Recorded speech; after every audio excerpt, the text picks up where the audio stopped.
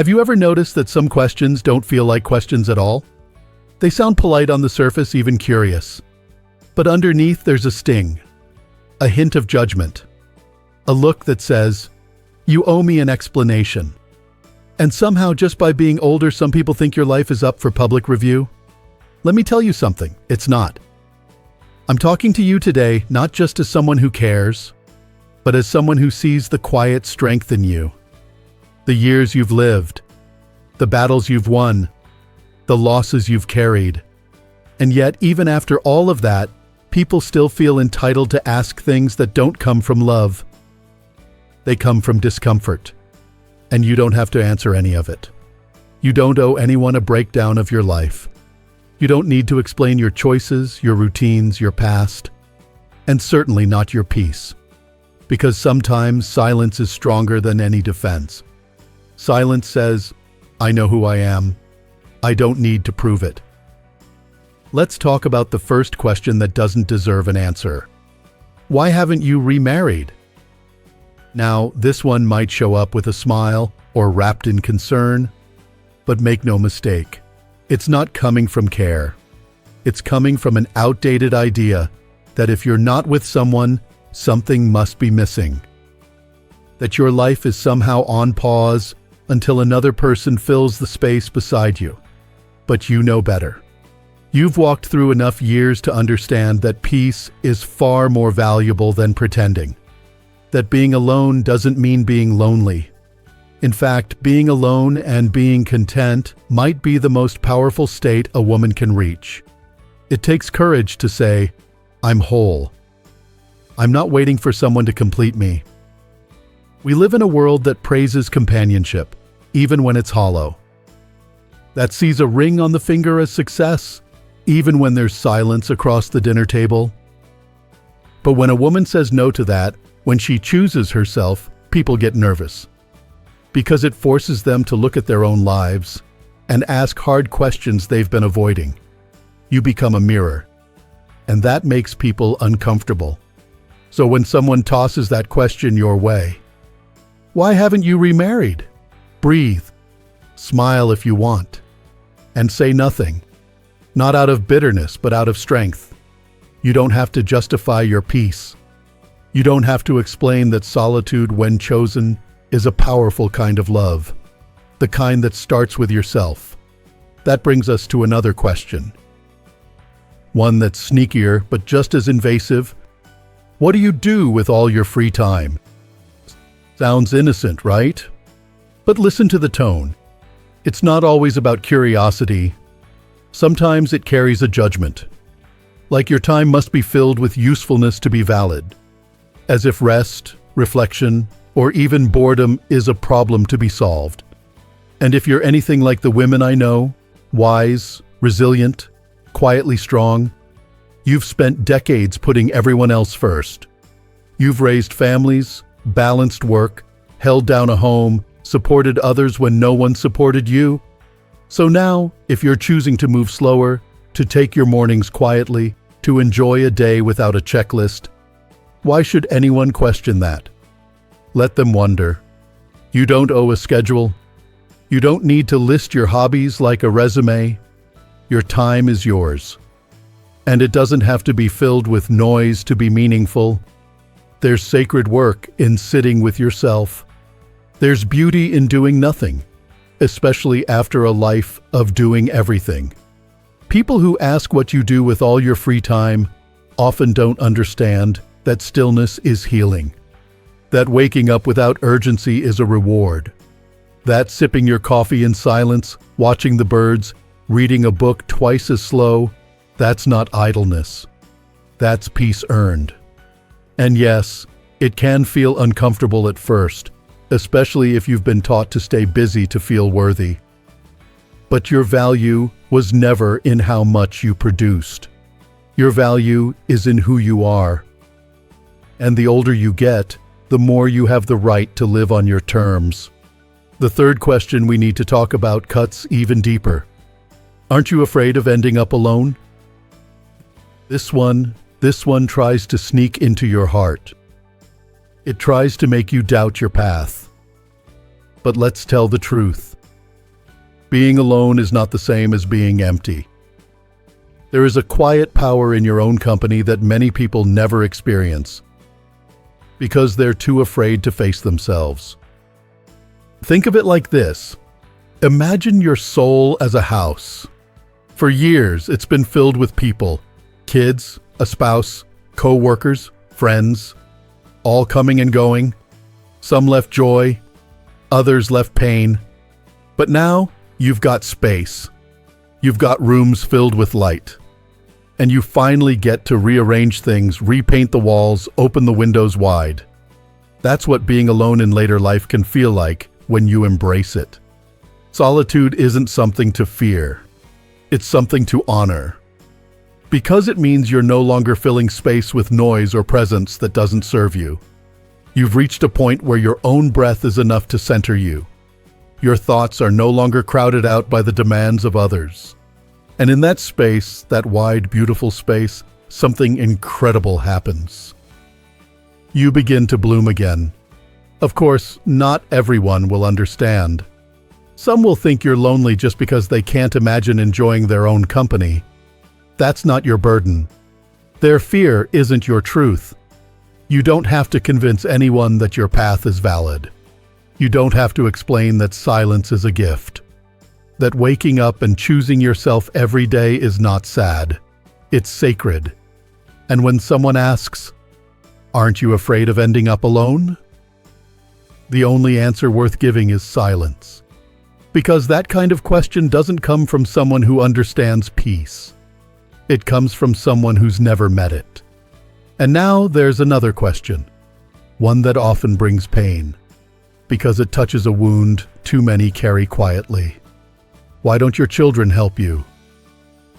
This one cuts deep. It carries blame. It makes you feel like you did something wrong, as if a mother's worth is measured by how often her children call, visit, or offer help. But let's be honest.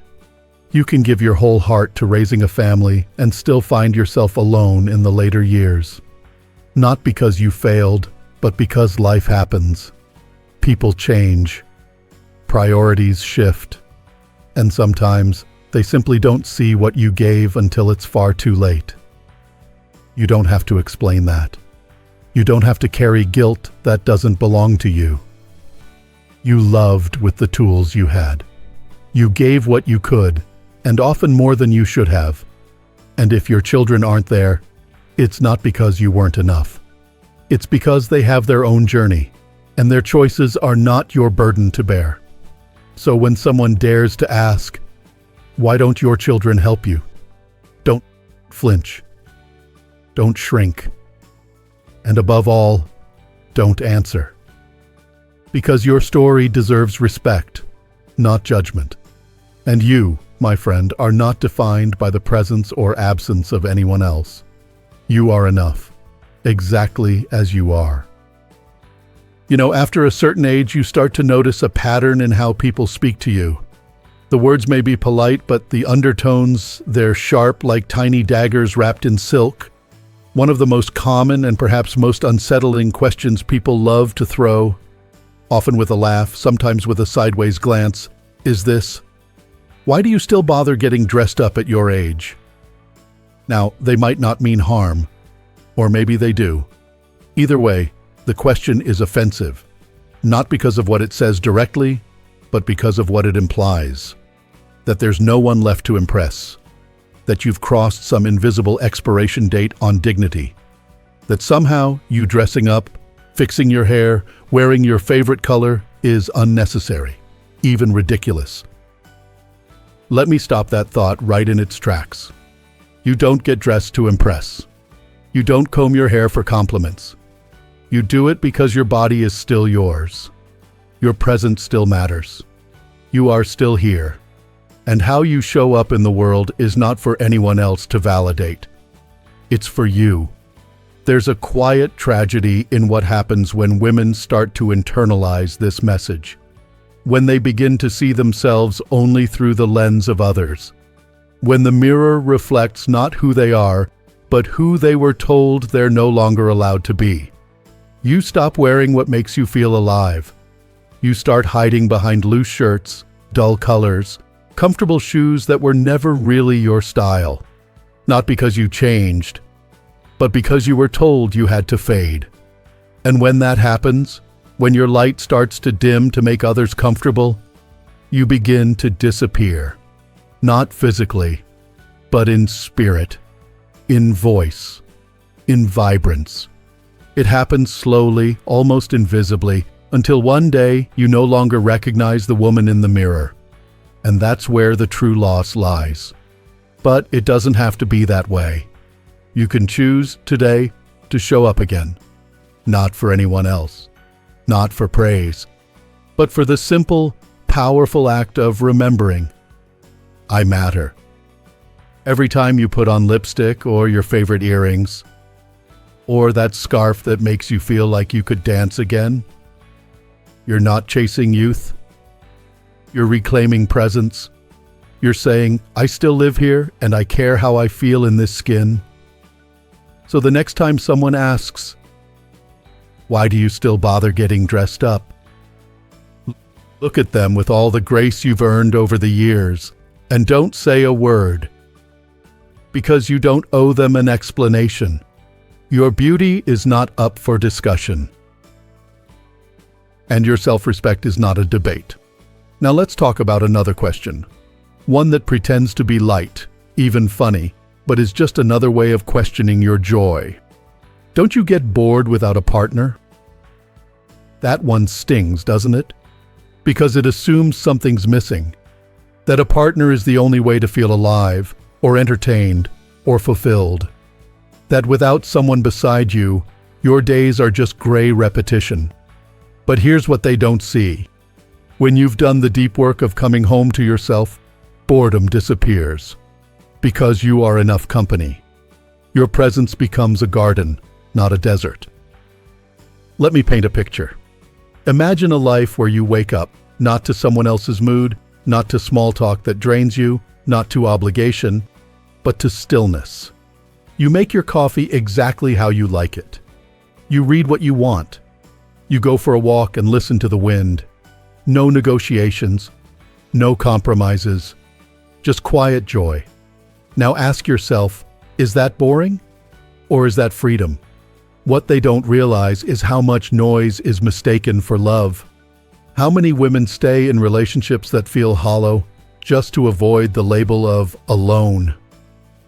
But when you choose to step away from that, when you stop fearing your own company, something extraordinary happens. You start to glow again, because you no longer need permission to exist. You're not performing. You're not bending yourself to fit someone else's comfort zone. You're simply being, and for the first time in a long time, that's enough. And sure, there might be moments of quiet that feel too big, too silent. That's normal. But over time, that silence becomes sacred. A place where your truest self whispers to you, where healing happens, where creativity blooms. So when someone asks, don't you get bored without a partner? You don't owe them your story. You don't need to walk them through your piece. Just smile. Keep sipping your tea. Because that calm they can't understand? That's the sound of a woman who has nothing left to prove. And now, we come to a question that no one ever says out loud. But you've probably heard it in people's silence, in their looks, in their small, subtle comments. It doesn't come from others as often as it comes from within. A whisper in your own mind, usually late at night. And it sounds like this. Are you still waiting for them to change? It might be about your child. Or your sister, or that friend you kept giving to, the one who never gave back. Maybe it's your ex, or maybe it's someone long gone who still lives rent-free in your heart. You tell yourself you've moved on, but then the holidays come, and you hope they'll call. A birthday passes, and you check your phone. There's still a part of you waiting for them to wake up and realize what you meant, to say sorry, to show up, to do better. But here's the truth. Waiting for someone to change is like standing at a closed door, hoping it opens, even though you've knocked 1,000 times. Eventually, you have to ask, how long will I keep giving away my life to someone who's not coming? That's not strength. That's self-abandonment. And I say this with love, no one is worth the cost of your peace. The person you're waiting on may never become who you hoped they'd be. But that doesn't mean you're not worthy of love. It doesn't mean you weren't enough. It just means their path was never yours to fix. You don't have to explain why you finally let go. You don't have to justify why you stopped texting first or calling or hoping. You are not cold. You are not unforgiving. You are protecting your time, your heart, your energy. And that, my dear friend, is an act of self-respect so radical, most people won't understand it. But you will, and that's enough. If you've made it this far, I want you to hear this loud and clear. You are not defined by who stayed, who left, or who changed. You are defined by how gently, how firmly, how consistently you've chosen to stand by yourself, even when no one else did. So the next time someone asks, or your own heart whispers, are you still waiting for them to change? Let silence be your answer. And let that silence be the beginning of your freedom. By the time you reach a certain age, you've likely spent decades giving. Not just your time or energy, but your heart, in small daily ways that no one ever fully sees. You've sacrificed quietly, smiled through pain, forgiven without apology, and kept showing up. And after all of that, there's still one more question, the heaviest of all, that some people feel entitled to ask. So, what did you do wrong? Maybe they don't say it out loud. Maybe it's in their eyes when they hear that your child no longer speaks to you. Or when they notice that your family feels distant, fractured, not like the holiday cards they like to display. Maybe it comes in the form of suggestions, advice you never asked for. But you hear it. You feel it. And worst of all, sometimes you ask it of yourself. That voice, that doubt, that tiny whisper. If I had been a better mother, would they still be here? If I had done it right, would they still love me like they used to? That question is a poison, and it's time to spit it out. You are not a failure because relationships have changed. You are not broken because some connections faded. You are not to blame for every heartache. Life is far too complex for blame to live in just one place. We've all made mistakes. We've all spoken too sharply, or waited too long to listen. We've all hurt the people we love, sometimes without meaning to, sometimes without even knowing it. But that doesn't mean we are unworthy. That doesn't mean we deserve to be reduced to a single chapter in a long, complicated story. Let me remind you of something simple and powerful. The fact that someone asks you, "What did you do wrong?" says more about them than it does about you. It shows they're not here to understand. They're here to point fingers, to make you shrink, to stir shame where healing was beginning. But your healing does not require their approval. You don't owe anyone a confession. You don't need to relive your regrets like some unpaid debt. You don't have to hand over your past like evidence in a courtroom. Your life is not on trial. You are not guilty of loving imperfectly. You are human, and that's enough. If that question ever comes again, from someone else or from within, don't argue. Don't explain. Don't spiral into what-ifs. Just stop. Breathe. Say it clearly, even if it's only in your heart. I will not carry what does not belong to me. That sentence may sound simple, but it's a key. It unlocks the door to peace. And peace, at this stage in life, is non-negotiable. There's a strength that only comes from having been misunderstood, from having loved through silence, from having outlived everyone's expectations, even your own. That strength doesn't scream. It doesn't beg. It just stands. Solid. Rooted. Unapologetic. And maybe that's the hardest truth of all, that you don't need to answer to anyone. You don't need to prove that you tried hard enough, gave enough, loved enough. You already did. And now it's time to live the rest of your life from that place of knowing. Not defending, not explaining, just being. You've reached a chapter where your silence can be your shield, where not responding is not retreating. It's standing tall in your center. It's powerful to choose peace over performance. It's brave to say, I know who I am and I don't need to convince you. It's healing to walk through the world without rehearsing what you'll say if they question you again.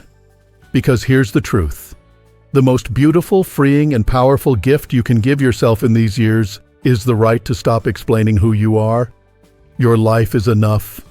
Your presence is enough. You are enough. And if someone cannot see that, if they only approach you with questions disguised as judgments, then your silence becomes a boundary. Not a wall, not a punishment. A quiet, confident line in the sand. Let them wonder. Let them sit with their own discomfort. You don't have to carry it for them anymore. If you're still here, listening to these words, I want to thank you. Because it takes courage to face the questions that have haunted you. It takes courage to stop answering and start owning your space. And I want to invite you to do something, not for me, but for yourself and for the other women who walk this same path. Leave a comment. Tell me what country you're watching from, and write these words. My silence is firm. That phrase isn't just a symbol. It's a stand. It's a message to every woman who still feels she must explain why she lives the way she does. And when another woman reads it, maybe, just maybe, she'll stop apologizing too. Because we are not leftovers. We are not fading. We are blooming, quietly, powerfully, finally. So if you've ever felt like your story doesn't matter, if you've been told you should speak less, ask less, want less, remember this. You don't need to explain why you live alone. You don't need to defend why your child doesn't call. You don't need to justify your clothes, your quiet, your joy, your tears. You don't owe them an answer. You never did. Let that be your freedom. And if this message has stirred something in you, if it feels like I've spoken something you've carried for years, I invite you to like this video, share it with someone who needs it, and subscribe to Strong Elderly Life. This isn't just a channel. It's a space for women like you. Strong, wise, and done with pretending. Here's to the years ahead. The honest ones. The peaceful ones. The ones you live on your terms. Your silence is not weakness. It's dignity. And your life, right now, is yours to reclaim. So go on. Live boldly, speak gently, and let your quiet strength light the way.